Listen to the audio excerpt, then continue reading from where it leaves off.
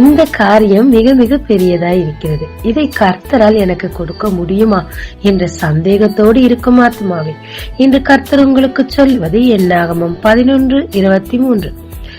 கர்த்தருடைய கை குறுகி இருக்கிறதோ, என் வார்த்தையின்படி நடக்குமோ நடவாதோ என்று நீ இப்பொழுது காண்பாய். கர்த்தருடைய ஜனங்கள் நெகட்டிவ் டெக்னாலஜி யூஸ் பண்ணி பாசிட்டிவ கொண்டு வர ட்ரை பண்ணாங்க. நடந்துச்சா? நடந்துச்சு. பாசிட்டிவ் வந்துச்சு. அதே நேரத்துல பனிஷ்மெண்ட்டும் வந்துச்சு. என்னன்னு பாக்கலாங்க. அந்த இடத்துல மன்னாவை சாப்பிட்டு சாப்பிட்டு ரொம்ப போர் அடிச்சு போச்சு. எனவே மோசே கிட்ட போறாங்க. சும்மா போல அழுகுறாங்க. நாங்க மாம்சமே சாப்பிடல, கரையமே இல்லாம எங்களுக்கு வெள்ளரிக்காய் வெள்ளிப்பூண்டெல்லாம் கிடைச்சிச்சு. இப்ப வெறும் இந்த மண்ணாவை சாப்பிடுறோமே, எங்களுக்கு சலிப்பா இருக்குது, எங்களுக்கு இறைச்சி வேணுமேன்னு சொல்லி பயங்கரமா அழுகுறாங்க. இங்க கேட்டது தப்பு இல்ல, ஆனா ஒரு மாதிரி அடம் அடிக்கிறாங்க. ஆண்டவரோட கிரியைகளை கொச்சப்படுத்துறாங்க. இதுக்கு முன்னாடி கர்த்தர் செய்த அதிசயங்களை நினைக்காம போயிட்டாங்க. மனம் சலித்து போயிட்டாங்க. இப்ப அவ்வளோ பொறுமையா இருந்த சாந்த குணம் உள்ள மோசேவும் சலிச்சிட்டாரு. நான் என்ன அவங்களுக்கு தகப்பனா, நானா சுமந்து பெத்த, எங்க இருந்து இறைச்சிய கொண்டு வருவேன், இவங்க இவ்வளவு கேக்குறாங்களே, இவரும் ஸ்டார்ட் பண்ணிட்டாரு. உடனே கர்த்தர் என்ன சொன்னாருன்னா, ஏன் கை குறுகி இருக்குதோ, ஒரு நாள் இல்ல 30 நாள் சும்மா சலிக்க சலிக்க திணற திணற காடுகளை தருவேன்னு.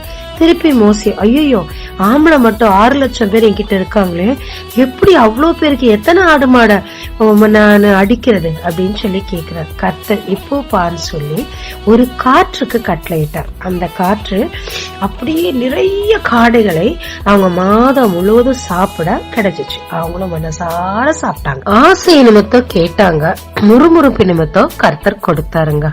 ஆமாங்க, நமக்கு தேவையானதை கர்த்தரிடத்தில் கேட்க நமக்கு உரிமை உண்டு. ஆனா நமக்கு அவர் முன்ன நிறைய செஞ்சிருப்பார் இல்லையா?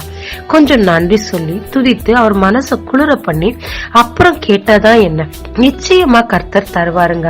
அவரை இரிட்டேட் பண்ணி முறுமுறுத்தா அவருடைய கோபத்துக்கு நம்ம நிச்சயமா ஆளாவாங்க.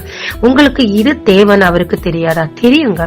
அது உங்களுக்கு கிடைக்க தேவையானதை அவர் கட்டளையிடுவார். காற்றை கட்டளையிட்டார் பாத்தீங்களா? உங்களுக்கு நிறைவான காரியம் வர என்ன தேவையோ அதை அவர் கரெக்டா கட்டளையிட்டுருவாருங்க. இனிமேலாச்சும் நம்ம தேவனை முறுமுறுக்காம பரீட்சை பார்க்காம நம் மனதில் உள்ளதை நம்ம அப்பா கிட்ட அன்போடு கேட்டு பெற்றுக்கொள்ளலாங்க. சலிக்க சலிக்க தெவிட்ட தெவிட்ட நிறைவான ஆசீர்வாதத்தை நமக்கு தர அவர் காத்திருக்கிறாருங்க. ஜெபிக்கலாமாங்க.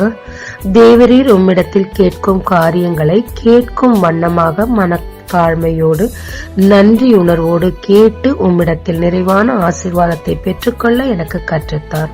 இயேசு மூலம் பிதாவே, ஆமென். இயேசு கிறிஸ்துவின் நாமத்தில் இந்த நாளில் உங்களை ஆசீர்வதிக்கும் ஜீசஸ் விஷன்.